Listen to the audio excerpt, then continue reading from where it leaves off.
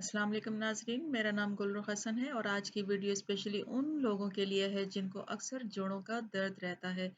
जोड़ों का दर्द एक कदीम बीमारी है। अक्सर लोगों को जोड़ों के दर्द की शिकायत रहती हैं। पहले ये बीमारी सिर्फ बुजुर्गों को लाक होती थी, ताहम अब ये नौजवान और बच्चों में भी तेजी से बढ़ रही है। जोड़ों का दर्द यूरिक एसिड की वजह से भी हो सकता है, बिलखुसूस पाँव के जोड़ों में दर्द होता है।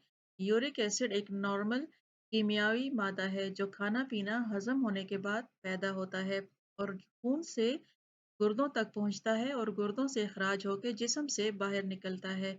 यूरिक एसिड का इंसानी जिस्म से अखराज बहुत ज़रूरी है क्योंकि ये हजम नहीं होता। जब यूरिक एसिड जिस्म से बाहर ना निकले तो ये जिस्म के अंदर छोटे छोटे क्रिस्टल की शक्ल में जोड़ों में जमा होने लगता है। इसकी वजह से जोड़ बेकार हो जाते हैं और मरीज का चलना फिरना मुश्किल हो जाता है। अक्सर खाने पीने की एशिया में मौजूद इजाफी शक्कर जिस्म में यूरिक एसिड की मिकदार को बढ़ा सकती है और ऐसी ग़िज़ाओं का इस्तेमाल कम से कम करें।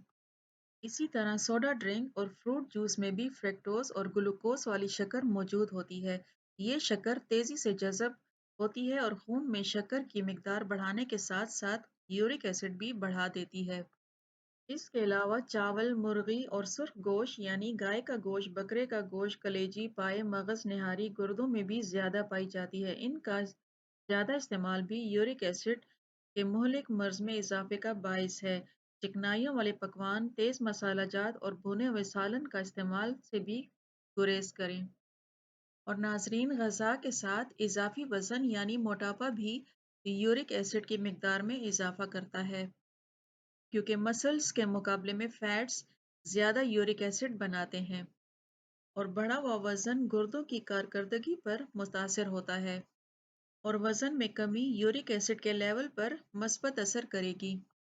लिहाजा इस मर्ज में मुब्तला लोगों को ऐसी गजाओं से इज्तनाब करना चाहिए जिनमें प्योरीन ज्यादा हो और उन अफराद को चाहिए कि सबसे पहले चाय और सिगरेट नोशी पर काबू पाएं और बादी और तुर्श अशिया यानी कि हर किस्म के अचार के इस्तेमाल से मुकम्मल तौर पर परहेज करें और अंडे, दालें, लोबिया, मटर, पालक, बैंगन का इस्तेमाल कम से कम करने की कोशिश करें और चिकनाइयों, मिठाइयों, कोला मशरूबात, बेकरी मसनूआत, नमक, तेज मसालाजात और फास्ट फूड से भी परहेज करें और प्योरीन फलियों, मशरूम, बकरे के गोश्त, चिकनाई, मक्खन, आइसक्रीम, डबल रोटी और मछली की कुछ अक़साम में पाया जाता है।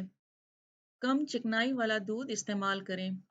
अल्कोहल, सिगरेट नोशी और सॉफ्ट ड्रिंक से भी परहेज करें। अल्कोहल यूरिक एसिड में इजाफा करती है और सॉफ्ट ड्रिंक्स जिस्म में मौजूद कैल्शियम को अपने अंदर जज़ब कर लेती है।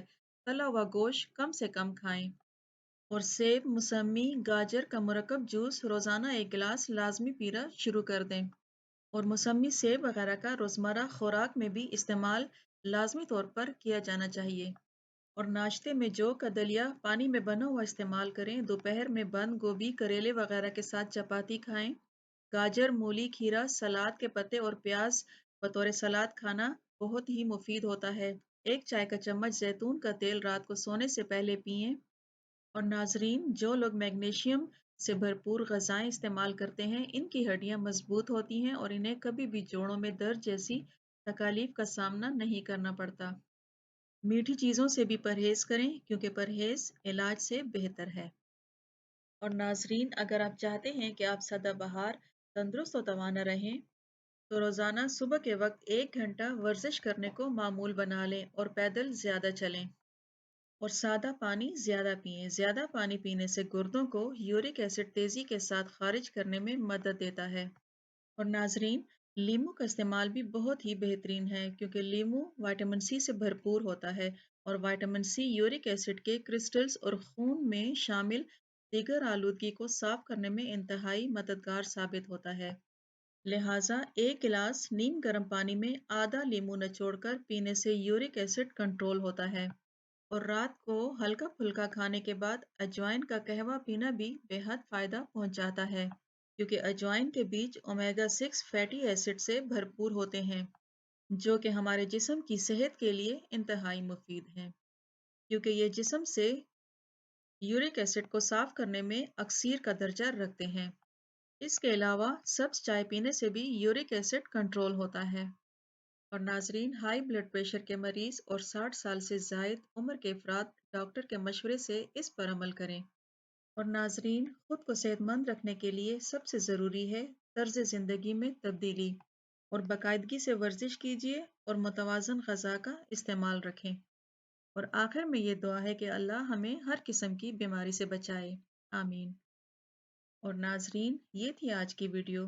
اگر آپ کو یہ ویڈیو اچھی لگی ہو تو اسے لائک اور سبسکرائب ضرور کیجیے گا، اور کامنٹس میں مجھے ضرور بتائیے گا کہ آپ کو یہ ویڈیو کیسی لگی۔ انشاءاللہ مزید انفارمیشن کے ساتھ ایک نئی ویڈیو میں پھر ملاقات ہوگی۔ تب تک اپنا اور اپنے گھر والوں کا بہت سارا خیال رکھیے گا۔ اجازت چاہتی ہوں، اللہ حافظ۔